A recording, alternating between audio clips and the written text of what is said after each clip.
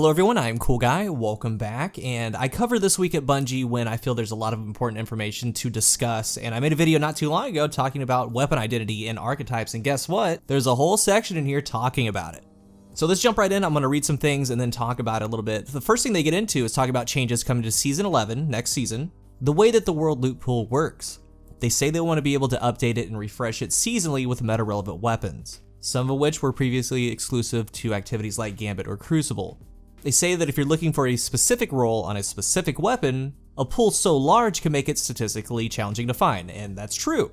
They say during Season 11, it will be curated both for relevance and overall size to strike a balance between the number of rewards and the chance to get a sought-after drop. Every season, gear from the previous season is going to be added, and any gear that would no longer have a, quote, max power level greater than or equal to the current season cap will be cycled out to ensure that the drops are power relevant to the current season. So on the screen is the world pool for Season 11. We see some things in there like Gnawing Hunger. There's a lot of basic ones that we see right now, Old Fashioned, Alatha, Uriel's Gift, but we do see Gnawing Hunger, we see Night Watch, Toil and Trouble, Lonesome, Long Shadow. I didn't see a Spare Rations in here, so that looks and appears to be going back into Gambit and Reckoning.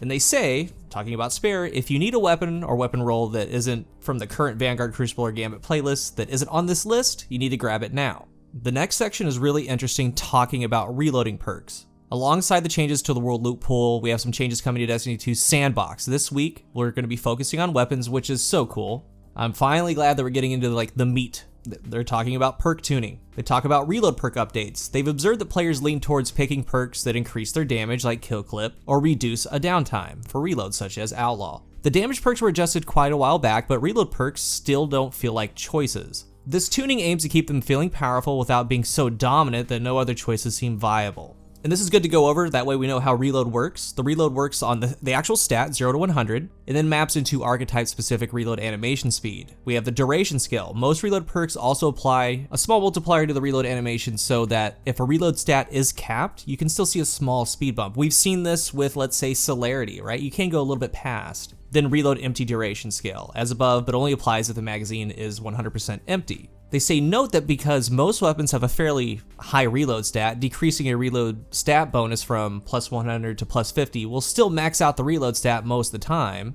It doesn't slow down the actual reload as much as it's going to seem. So the following perks that alter the reload stat are being updated. So Outlaw, it's going to be slowed down a little bit. The reload stat from plus 100 to plus 50. The reload duration scale from 0.8 to 0.9. Feeding Frenzy, they say this was strictly better than Outlaw, so we're changing the functionality to be based on number of rapid kills. It's going to stack to ×5. With 2 kills, reload speed is equal to the updated Outlaw. With 3 kills, it's faster than Outlaw. With 4 kills, it's the fastest reload in the game, except Alloy Mag. Max possible reload duration scales from 0.83 to 0.8. Max possible reload stat unchanged at the plus 100 on the actual stat bar.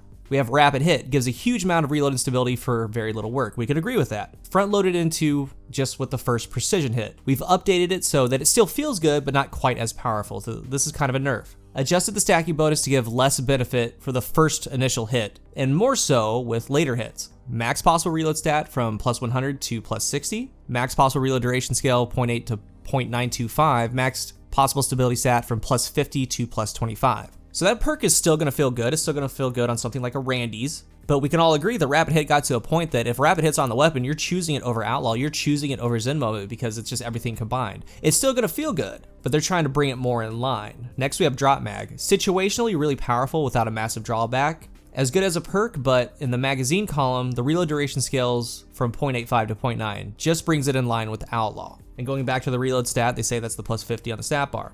Field Prep unchanged, but for reference, reload stat plus 50, reload duration scale 0.8. So again, basically Field Prep is Outlaw on demand. It's one of the better perks in the game, and they kind of change it to match the new Outlaw. So again, all you do is crouch, pop a quick reload, and go. Alloy Mag unchanged, but for reference, reload empty duration scale to 0.6. They say additionally, we're fixing an issue where perks that grant partial weapon ammo did not respect shot count for burst weapons. This means that perks will now work correctly on a pulse rifle fusion, burst sidearm, so these perks will be more common on those weapon archetypes in the future. Slide Wage, Slide Shot, Ambitious Assassin, Subsistence, Overflow, Lead from Gold, and Clown Cartridge. So that's good that they're getting updated. So now that they brought reload perks down a little bit, they're making other perks more appealing. And a lot of these are underused perks. The first one that they talk about is Dynamic Sway Reduction. We've talked about it a lot on this channel because cones, end thread, but It adds 10 stability over time in the addition to accuracy. And they say this is way more powerful than it sounds. It is. The accuracy that a perk or a weapon gives to a weapon makes it feel good. To add to it, they've reduced the reticle movement from stability, and it should now tell players that it is indeed working. So all of your summoners right now, the Gnawing Hungers that can get dynamic sway, like really hold on to those. And in the future, be looking for it.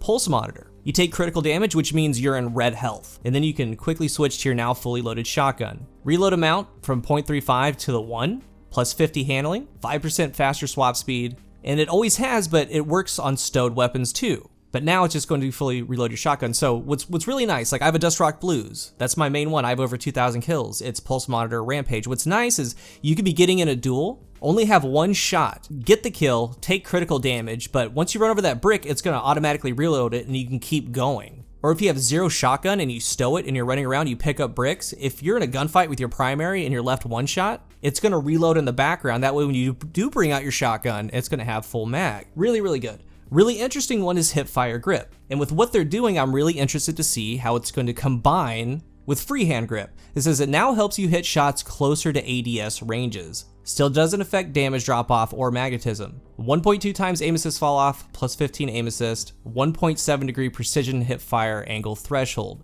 They say by default when hip firing a weapon, the center of your circle must be over a target in order to get a crit. Otherwise, aim assist will give you a body shot. This change gives you a little leniency. So if the center of your reticle is not directly over a target, you will still get a crit if you're within a certain angle with the magnetism. Has no effect on sniper rifles, but even like something on a hand cannon, and especially you mouse and keyboard players, like that could be a very top tier perk.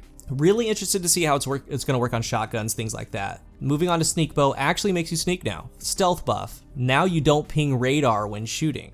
I know a lot of bow players would like that for the Crucible. Then there's a section for new perks. Next season, we'll have new perks rolling exclusively for Season of the Redacted. Additionally, Iron Banner will be receiving 2 new perks on 2 reprised weapons. So maybe that could be the pulse rifle that's there. We don't know. But in future seasons, these perks will begin to roll out on other weapons. While we don't want to spoil the fun of discovering and testing new perks, we're going to leave you with the name of the upcoming Iron Banner perks, Iron Grip and Iron Gaze. We're excited to see the community break down these perks when the new season begins. And you guys know here, watching my content, I'm for that, dude. I'm down for that. Let's get some new perks in here. Now, like, imagine a little meme, like a little tear down my face. The upcoming archetype buffs. Next season, we're taking a quick pass on a few weapon archetypes that have been underperforming. Slug shotguns, they say they're underused in PvE, therefore, they're gonna give slug shotguns PvE damage plus 30%. That's gonna be very interesting with something like Chaperone. Chaperone could be a monster. High impact pulse rifles are underused in the Crucible, so think about your Redricks. Think about your Einstein and any new ones that are coming. While they have a very fast optimal TTK, that TTK was very hard to achieve, so we decided to soften that a little bit. High impact pulse rifles damage per bullet go from 21 to 22. It's gonna change it from 6 crits to 5 crits 1 body to kill a Guardian in PvP at most resilience values. In analytics, we see bows are underused in challenging content, and locally they've observed that it feels terrible when a bow leaves a red bar enemy at low health, so bow PvE damage versus miners up 10%, that's good. There's a next section for future archetype updates. Like I was really hoping to see something for the 450 lightweight pulses, but they say they're evaluating feedback and from their analytics, their data. They say they're not done yet. We wanted to touch on 3 community pain points. Our current goal is to touch on these in season 12. And season 12 in theory is gonna be the common. It's gonna be the big expansion in theory. So that could be a time where a lot of archetypes get hit. They talk about sniper rifles. Community feedback has been that Revoker and Beloved dominate. And looking at analytics, they account for 86% of sniper rifle usage in the Crucible. And if we start including other low zoom snipes, the number gets even higher. So they're specifically looking at how zoom translates into ease of use for sniper rifles. They're investigating changes that make choosing a sniper rifle zoom more of an interesting choice. I'm not sure what they're really thinking with that. I don't know where they could be going with that, but they have something up their sleeve, it sounds. Hand cannons, we're evaluating the hand cannon subfamilies. As an example, we're breaking out aggressive hand cannons to let us tune their range independently of all others. Please, and hopefully there's something to be said about the 180s and the 140s. Adaptive autos. Auto rifles in general are highly represented in the Crucible, and that's no joke, that's because of the last balance patch, but generally they feel that they're balanced. Adaptive autos are a little higher,